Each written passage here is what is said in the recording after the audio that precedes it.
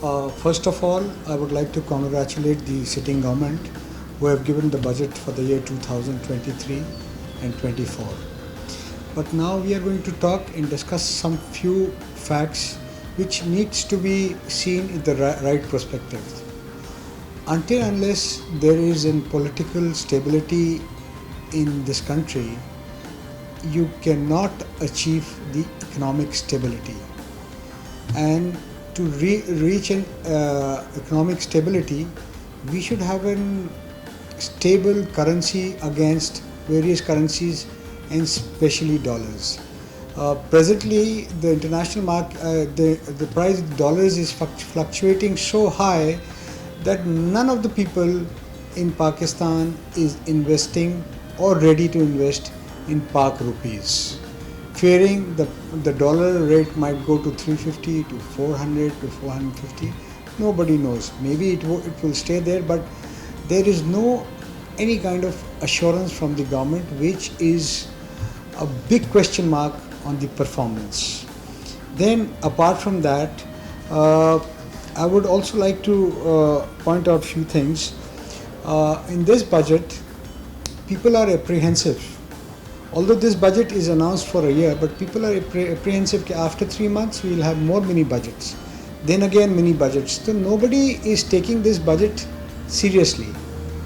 This is the credibility question mark on the present PDM government, which they need to address. In addition, I would also like to point out that they have set a target of 9.2 trillion as tax collection for this year.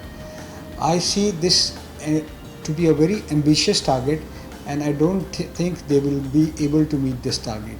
How they have budgeted their budget, it's not understandable.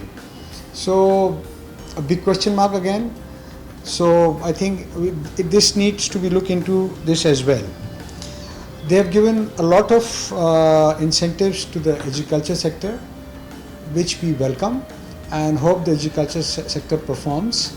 But however, they have shied away from putting agriculture income tax, which could have been a big revenue earning source for the government of Pakistan. Since last 70 years, we have seen government shying away from taxing agriculture, which is very unfortunate. Only people who have registered as taxpayers are being pressed for further tax collection. With the result, this community of taxpayers is actually shrinking. Rather than they are growing in numbers, they are shrinking. So government needs to look into that as well. In addition to that, one thing, a new business has been developed in Pakistan, which is giving nightmares to everybody. During the crop season, all those who have enough liquidity, they buy the crop and store it. And when the season ends, they sell it at the price of two and a half times. May it be wheat, may it be sugar, may it be fresh fruits, may it be anything. The government has failed to check this kind of activity. With the result, the consumers are suffering. After the season, they are getting the things at the thrice the rate which were available. So I cannot see the Competition Commission. I cannot see those agencies of the government who are to act against these hoarders. These hoarders are taking the money away from the common man. You see, the average per capita income in Pakistan was $1,350. So how can people afford this? If people cannot afford this, unfortunately, things are not going to be in the right direction.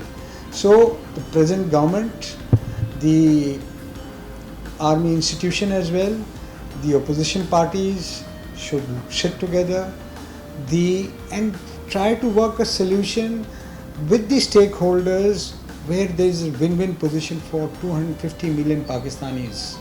Out of 250 million Pakistanis, probably 98% people are suffering. We all need to understand it's high time we put our differences aside work together as a team, bring Pakistan out of this situation, and let the people of Pakistan breathe, survive, and dream of a good future in this country. To be very honest, construction is a capital investment intensive business. In Pakistan, until and unless the rupee dollar parity does not stabilizes, the cost of financing, which is presently 24-25%, no business can survive or thrive in this high rate of interest. So it goes with the construction industry. And the cost of construction material, the duties imposed on them is mind-boggling. In a country where the per capita income is $25,000 per annum, steel is available for 130,000 rupees per ton. But in a country like Pakistan, where the per capita income is $30 and $50, steel is available at $275,000 per metric ton. How do you think the industry can survive? How do you think the end buyer can buy the apartment or the end unit? Because they don't have the money in their pockets. So gradually we have to bring down the inflation, we have to bring down the interest rates for activities to run. As of today, it is more profitable for somebody to put his investment invest his money in treasury bills rather than investing in business, where tens of agencies are after you and treat you as unfortunately you are a criminal.